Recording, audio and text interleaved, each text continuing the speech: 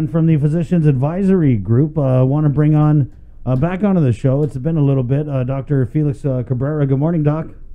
Hi, Doc. Good morning, Bree. Good morning, Jason. Yeah, it's been a while. How have you been? I've been great. You guys? Doing pretty good. We kind of missed you a little bit. Yeah. We were talking. I was like, man, how's Dr. Cabrera? We haven't heard from him in a while. I was like, yeah, he quit GRMC. He grew a beard, and he's living he just unplugged from everything. No, not really. You're still, of course, a member of the Physicians Advisory Group, advising the governor. And let's just catch up. You know, we've had Dr. Ho on a couple times to talk about what happens in these meetings, but always curious, what is on your plate right now, Dr. Cabrera? What is it you're working on in terms of the COVID-19 response? Oh, wow. I guess the better question is what's not on my plate. Right. Well, our plate. You know, we all do this as a collective effort here, and, you know, our teamwork is amazing. And, you know, but right now I think, you know, there's two main things I think that is probably up front. Is one is actually we're taking the time because, you know, we come from the school of thought where, you know, it's not necessarily what we know, but what we do about what we don't know. And how do we act and how do we make decisions based on that, and how do we find the truth and, you know, and the best information that we can get.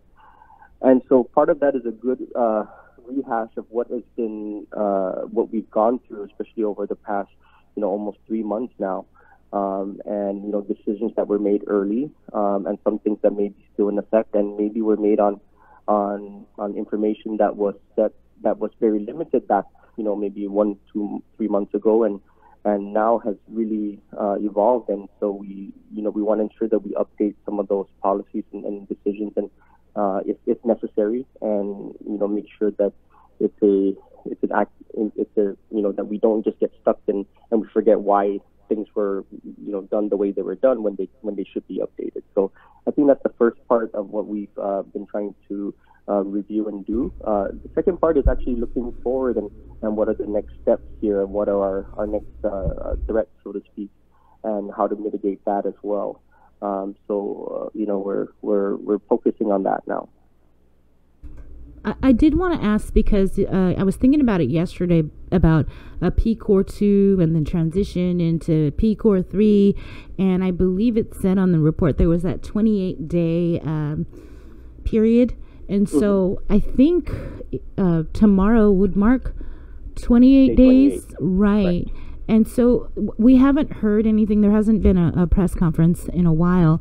But what are the discussions in moving us into P-Core 3 since we are reaching that 28th day? Yes. And so those discussions are definitely ongoing, and they've continued to be ongoing since P-Core 1. And just to remind everyone that P-Core 1, again, was what we previously were in, the maximum restrictions. P-Core 2 was moderate restrictions, P-Core 3 minimum restrictions, and P-Core 4 no restrictions. Mm-hmm. So when you look at that, you know, we've tried to define specifically what those restrictions mean within those P-Core states. And, you know, the main thing is that this is a moving target, and we're evolving. So again, you know, going back to reviewing how we make decisions and whether or not we need to change some of those factors there. So that being said, as we all know, during the P-Core 2 process, the governor had lifted restrictions in a gradual process, mm-hmm. and it wasn't just flip the switch. And, you know, again, we've used the analogy before. It's a dimmer that's been slowly been brought up and brightening the room, so to speak. And so, you know, so that's the course of P-Core 2. So the next question is, so what, you know, marks the difference between P-Core 2 and P-Core 3? And so that's a loaded question because it involves several things. So not just the more reopening of several community you know, activities, but also it's a psychological landmark and you know, a milestone, I think, for the community to make that transition. So we need to ensure that it's meaningful, mm-hmm. and that it's just not a number we throw in that, okay, now we're in P-Core 3, and, you know, okay, but then everything is still kind of status quo. But we want to ensure that that's defined well, and so part of that includes, I think, the heavy two items. That's part of P-Core 3 is one, schools, and how they will be reopened, and the status of that. And then also number 2 is leisure travel into Guam, and so more specifically tourism. And so those are the two I think key things that weigh in the PCOR 3 status, and so we're looking at that heavily right now. To go back to the 28-day period. So as we recall, there's the 4 main triggers to inform a decision to move to PCOR 2 to PCOR 3, right? So cases, hospitalizations, testing, and contact tracing. The 28 days was specifically for cases, and only was looking at cases. It doesn't look at the other parts there necessarily. So, Doc, just looking at the cases, right? Because it kind of seems like we're getting I mean, we haven't had the 11 in one day, but it's been like 1, 2, 1, 1. You know. So what do you make of that? So we are actually so the short answer is that we're doing well in terms of meeting our set thresholds and being ensuring that we stay well below that. So we're achieving that as an island as a whole, and so that's great. We just to also remind what those thresholds are. So we even though we've been getting the smattering of, again, as you say, 1, 2, 3 cases or so a day, that really we set the theoretical threshold at 5 new cases per day. That seems to be a trend upward, and so 5 is really that now the red flags are up, and now we have to look even more closely and the context of those specific cases. So nickel and diamond, 1 or 2 cases, and whether or not what are the contacts specifically for that? Did they have, was there contact with travel? And I know that there are other people, and in particular some physicians that are heavily scrutinizing that. But and those are important questions. But we have to look at this in a bigger picture, and what does it actually mean? And so if we're doing okay on that, even with the 11 cases we had on that one day back on May 20th, we are using a 5-day rolling average, and when you do that, it actually the cases themselves have stayed well below 5. The second part is that you can't look at case numbers without also looking at the exact same time the test positivity rate, and again, that's the number of tests that we do per day, and the number and then the positives that are a percent of those number of tests. And that we're shooting to stay below 3%, and we have achieved that over this 28-day period. Right.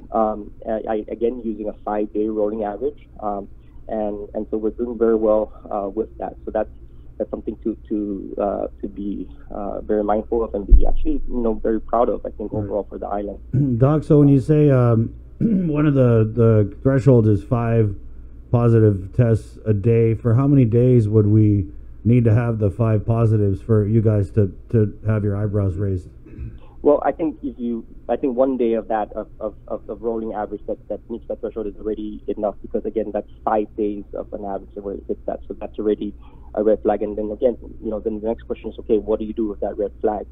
Well, the one thing is to reassess is our efforts adequate. So then you look at the other 4 parts of the triggers and saying, well, how's our hospitalization? What's our census like? Is the testing overall? If there's a big surge that happens, because it looks like there might be, if we're above 5, are we capable? What's our stockpile, so to speak? And then how's our contact tracing doing overall in terms of personnel and effectiveness? So you look at all of that, and if any of those start looking shady as well, then comes the question is, do we revert back?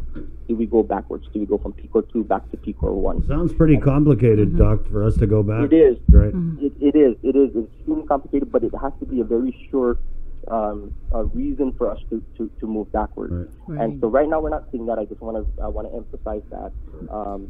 But because the question was asked, that's what we would be looking at if we were to start breaking those thresholds. Right. But so we are looking at that, right? Because like I said, the 28 days that's gonna it comes tomorrow, and so in terms of those 4 main triggers that would prompt us or help us in determining whether or not we're going to be moving into the next PCOR level.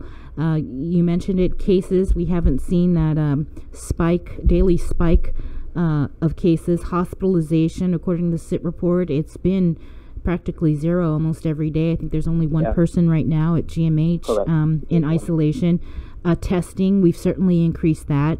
We saw over 200 yesterday, and I haven't seen the SIT report today because it doesn't come out till 11. And contact tracing. We have the EMOCA app that I think it's online now to help with contact tracing. So having said all of that, have we met these 4 main triggers for us to go into PCOR 3 if an announcement is, let's say, made today? So there is one key part here in the triggers that we have to look at, and that's actually under the testing part. And so there's the difference between what's listed from the PCOR 1 to PCOR 2 and the PCOR 2 to PCOR 3 is in the testing. There's an additional statement there that says, and the availability and affordability of rapid and reliable testing of travelers as it relates to quarantine requirements. Okay. So that's the crux, I think, right there also in ensuring that that's really well defined in terms of ability to do it and whether or not it continues to make sense to do it and in what capacity. So that is actually the heavy discussion right now amongst the physician advisory group with public health and with the governor, and of course including the state surgeon cell. That we're throwing around a lot, and that was a heavy part of the discussion in last night's physician advisory group meeting. So there was another meeting last night aside from the one that and so I know when we had spoke with Dr. Hoa day before yesterday after one of the meetings that was held, I think it was Tuesday night, and then there was a emergency meeting, he said, over the weekend. An emergency meeting on Sunday, yes. Right, and he was mentioning that there may be a change in the quarantine protocols again, in that returning Guam residents that are coming off of international flights might be required to have a PCR test within a week of arrival in order to, and it must be negative, in order to be allowed, in order for them to be allowed home quarantine. Yes.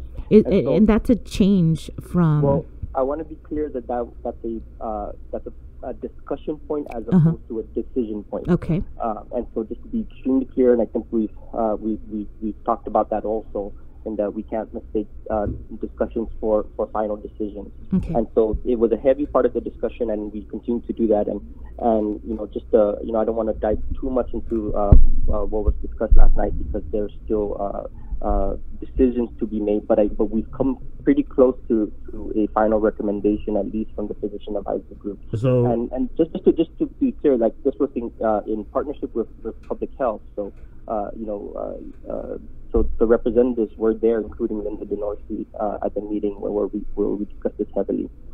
So Doc, about that PCR test for returning Guam residents. Specifically about international flights and domestic flights coming. Yeah, because we had a comment. Someone said, "Why are we going to make the requirements more strict for international flights when it's actually the U.S. that's seeing more of a surge?"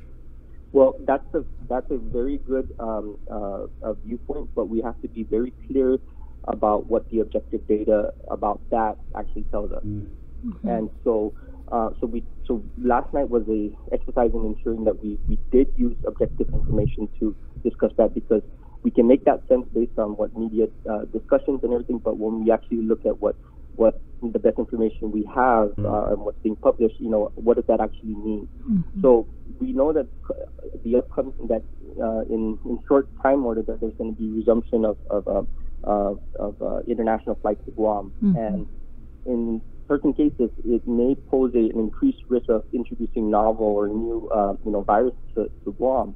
So that's the problem, first of all, right? That we're facing. So a key insight that we have is that international flights with travelers originating in areas with COVID-19, where cases are doubling at a fast rate, are likely the places that are highest risk of source for virus coming into the island. So how do we look at that objectively? And so because you can't say that necessarily that Philippines is equivalent to South Korea, or is it equivalent to Japan or Taiwan, for example. And so we have to be sure that we're objective about that, and that this is not, and that it's not specific to our feelings or a general feel for what each of these nations are risk, risk assessment, that it has to be based on something more factual. So, so we're instituting, what we believe is going to be a pretty thorough, targeted policy and strong recommendations, to mitigate these risks in order for optimal harm reduction. And so optimal harm reduction. Yes, sir. And so that's all we do, right? That's all medicine is, right? Yeah. Really, we shoot for optimal harm reduction, and hopefully people are happy with that. So, Doc, as of now, there's no recommendation from the Physicians Advisory Group to move the island back to PCOR 3. To go to PCOR 3, not at this. To go to PCOR 3, yeah. Okay. Yeah, and I think the governor has said that publicly that she wants to continue to monitor and continue to ensure that we have really good plans in place before making such a declaration.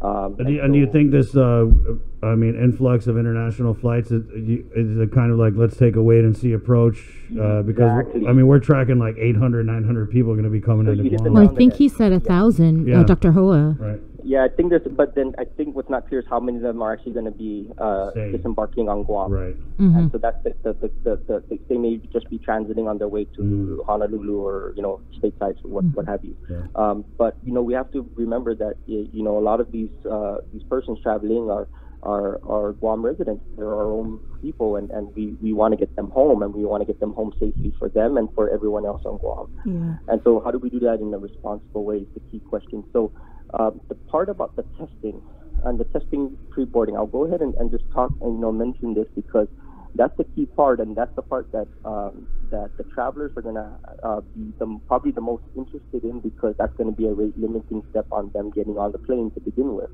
So in understanding what are we truly asking for and trying to gain from requiring a test from a foreign, like a foreign area. And what does that actually mean, and what goals are we trying to achieve? And so if our goal is purely to try and protect Guam from reducing the risk of introducing the virus to Guam, then we have to be very specific. Does pre-testing really achieve that? Pre-testing for testing prior to travel really achieve that? And we all know how complicated testing is, and it gets even more complicated when you start, introducing different standards from different countries. Yeah. Some better than the U.S., some less than the U.S. And so it makes it, even muddier. And how do you enforce that, across the way? And also, what actual teeth do we have in requiring a test, from somebody originating in a international setting? That technically the governor can't mandate them from that side to in terms of boarding the plane, but the airlines can. But that's going to be heavily dependent on their compliance with Guam's recommendation. But so there's going to be we're looking at that. We're looking at what's called hotspot areas and how we're defining that. And so that comes back to the question about is the U.S. a hotspot versus other areas, right? Because and then how does international differ from domestic? And so let's look at what domestic is, and then let's see what other areas are compared to domestically. And I can just say right now that what we're trying to do is define as hotspots are areas where we're seeing new cases double less than every 30 days. So the lower the number, or in other words, the quicker it takes to double the number of cases you have, the more the disease is spreading. And that's really the key risk of a traveler being, being infected and bringing it to Guam. Because if you just look at the total case count, that doesn't say anything, because those case counts go back from weeks to months ago, and that's not active disease. But when you talk about case doubling rate, then you're talking about active disease in all likelihood, the very vast majority of it. And so that is a good corollary for what the risk is of a traveler coming in. And so that's what we're looking at more closely, and what the and how that's defined. And we're using different sources to help us determine that. And so these are from reputable sources, WHO, Johns Hopkins University, their data area, and then having that and making a list that can be referenced in terms of countries or areas of origin and where they fit in, if they're defined as a hotspot versus not, and how that might change things. I think go ahead. Oh, go ahead. Go ahead. I just want to say that the key emphasis here, and I think that there's no argument about this at this point with amongst everybody here, is that the safety net and the sure way, more sure than anything else, of mitigating the risk of introducing new virus to Guam is the full 14-day quarantine process. Yeah. And so I can't emphasize that enough. And I think what also has to be clear is that this 14-day quarantine, if you are even allowed home quarantine, I mean, it's mandatory. You know what I mean? Like, it doesn't matter where you come from or when you arrive. I mean, you have to do the quarantine. Yes.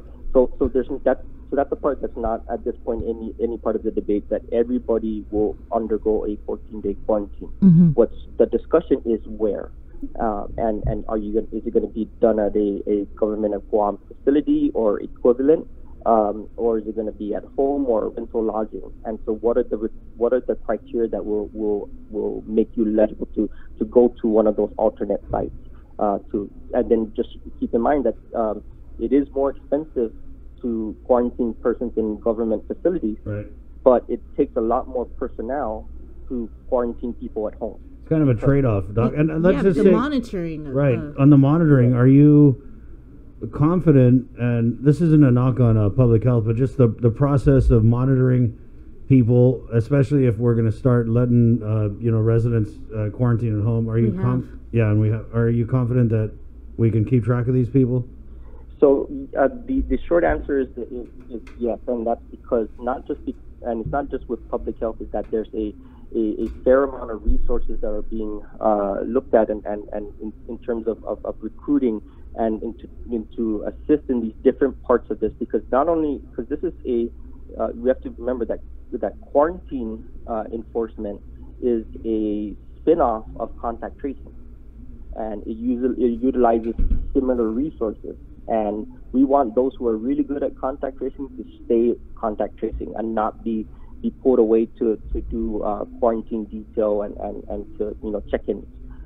That somebody that there are groups that could be trained to do specifically that, and then have different parts where if you're checking in on somebody on quarantine and if they're showing symptoms or if there's something like that, then how do you bump that up and how do you move through, and then and going through that process. So there's there's different sources to augment this public health program. So that includes other entities like UOG or GCC in terms of students. There may be new jobs that are going to be created for these positions as well, and because in all likelihood this is going to be something that that's going to be long term or medium term, and so we have to think about this in not just these 1,600 passengers coming in over the next couple of weeks.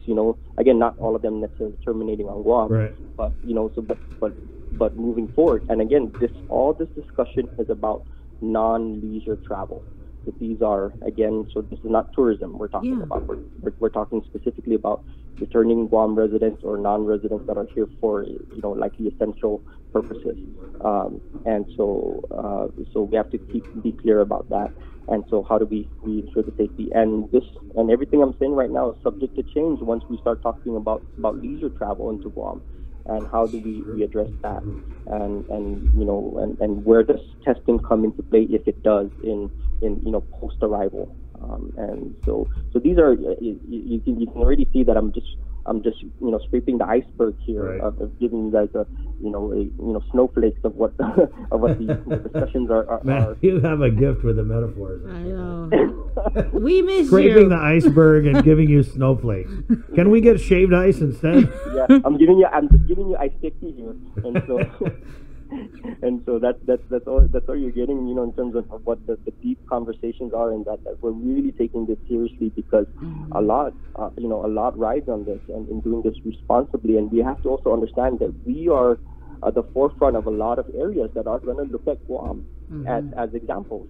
And so in a lot of ways, Hawaii looked at Guam as examples very early on, back in March. And so we have to be very cognizant of that as well, that we have not just a local responsibility or regional, that we may even have a global responsibility in how we do this. And because we could be setting very likely a good example of how to effectively do this. And then also right now the discussion is also to how to reassess if what we're doing actually works well.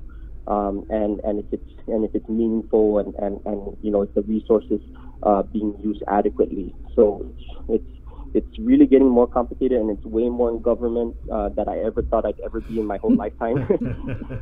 And the joke now is that what are you still doing at Attitude? Well, it seems like everything in government needs a medical opinion now, and so that's what the surgeon cell is a big part of, and it's also still readiness, because we still want to be ready for something that, because we don't want to be blindsided if we all of a sudden hit a wave that we just did not expect. And so there's still the readiness aspect of that. Right. Okay. Do you know if there's going to be a press conference today? I thought they were, my understanding is they were considering it, but it looks like there may not be. So, okay. Don't quote me on that specifically. Okay. And we'll just no, that's good. I got Aaron's communication from the Adeloops. Can you just say we got Aaron's? Yeah. I was wondering, because I was really looking at that PCOR 3 and that 28 days, but if we don't have to worry about that. When she says looking at it, she means she was fixated on it. Hey, I keep track of that stuff. And when I hear the words 28 days later, all I can think about is the zombie movies. Yeah, but this fortunately is going to be in a good sense. But I agree that you love the SIT reports. I love them too. I think they're great. Stephanie from the CDC, she's the one that creates that for Guam, and she's locally, she's located here locally, and she does an amazing job of putting it together. And so she has been helpful in providing me data. But I'll be honest, for a long time I was doing a lot of what we were projections and modeling based on the JIC report numbers. And only the JIC report numbers, because they were reliable. But as things evolve and as we requested more info, there's been some transitions, and it's gotten to a point where that there's more detail that actually looking at the SIT report really helps that be a bit more detailed.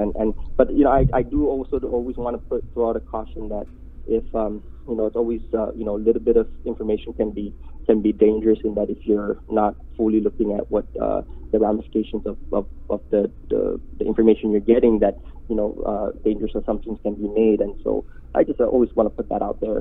But I think everybody's we've all become pretty well versed in a lot of these data and what they mean. So I think that's important. And I think the last part I just wanted to say was to make sure I mention is that I want to ensure that the public really does their part in respecting public health efforts in terms of identifying these the positives that come through and protecting their identity. And that's, I can't emphasize that enough. And not just protecting their identity, but their families and their associates. Because people seem to want a lot of information about these positive cases. But what they're not appreciating is how just a little bit of information can identify these persons very easily.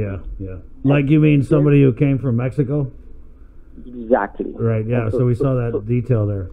Yeah, and so those are things, right, that are maybe unique. So that's why the joke is like these password questions like your mother's maiden name and what street did you live in. Like, anybody can guess my password if they if they went through those questions, because we're a small enough island, and people know enough. So we have to be very respectful of that. So if people are starting to demand that information, remember that you're demanding rights of and medical rights of certain people, of our neighbors, and our fellow Guamanians. You're denying them that right to privacy. And so please be very cognizant of that and have faith, because the other thing is that we don't want to compromise this public health, of the public's confidence in public health, and that we need to do what we can to ensure that they can trust discussions with them. Because if all of a sudden public health's calling because of a contact tracing, and if they see it's public health, we don't want the public to just not answer the phone or not speak to them. Yeah. And so that trust is extremely important for contact tracing. And again, it comes back to those four main data criteria that we're looking at. So we compromise the trust in contact tracing. We compromise our ability to fight COVID. And so that's just my last plea. Right. Thanks, Doc. Appreciate it. Doc. Yeah. Good talking to you. Okay. Yeah, We'll great see talking to you. you. Wash your hands. Okay. Let's do it again next week. Yeah. Hey, also, wash your feet because those are the hands of your legs. The hands of our legs. That's from Trevor Noah. That's a good one. Yeah. Okay. I'm gonna use Stay that. safe. Okay, That's like optimal health. What? Optimal health. What was that? Optimal health. Optimal harm reduction. Optimal harm reduction. Start using that. So you're the guy. We get harm optimal harm reduction, and feet are the hands of your legs. So it's kind of running the gamut there, Doc. Appreciate it. And I feed you snowflakes. There you go. Oh. Take All care. right. Okay. That's Take that. care. Okay. Bye-bye. 7:53. Let's keep it on the phones here and get Dr. Mary Okada from the Guam Community College. Of course, she's the president. And I wanted to bring her on. Sorry for the delay. Dr. Cabrera tends to go a little long. No